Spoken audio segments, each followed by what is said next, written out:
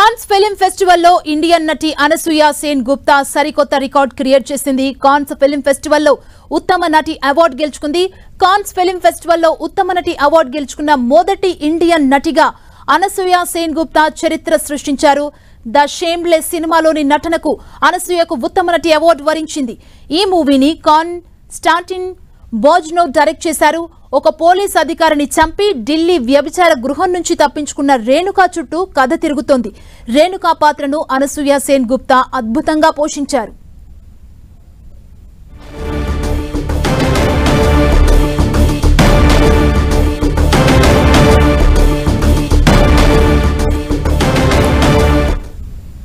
Cons film festival లో Indian నటి అనసూయ సేన్ గుప్తా సరికొత్త రికార్డ్ ని క్రియేట్ చేసింది. కాన్స్ ఫిల్మ్ ఫెస్టివల్ లో ఉత్తమ నటి అవార్డు గెలుచుకుంది. కాన్స్ ఫిల్మ్ ఫెస్టివల్ లో ఉత్తమ నటి అవార్డు గెలుచుకున్న మొదటి ఇండియన్ నటిగా అనసూయ సేన్ గుప్తా చరిత్ర సృష్టించారు. ద షేమ్లెస్ సినిమాలోని నటనకు అనసూయకు ఉత్తమ నటి అవార్డు వరించింది. ఈ మూవీని కాన్స్టాంటిన్ బోజ్నోవ్ డైరెక్ట్ చేశారు. ఒక పోలీస్ అధికారిని చంపి ఢిల్లీ వ్యభిచార గృహం నుంచి తప్పించుకున్న రేణుకా చుట్టూ కథ తిరుగుతోంది. రేణుకా పాత్రను అనసూయ సేన్ గుప్తా అద్భుతంగా పోషించారు.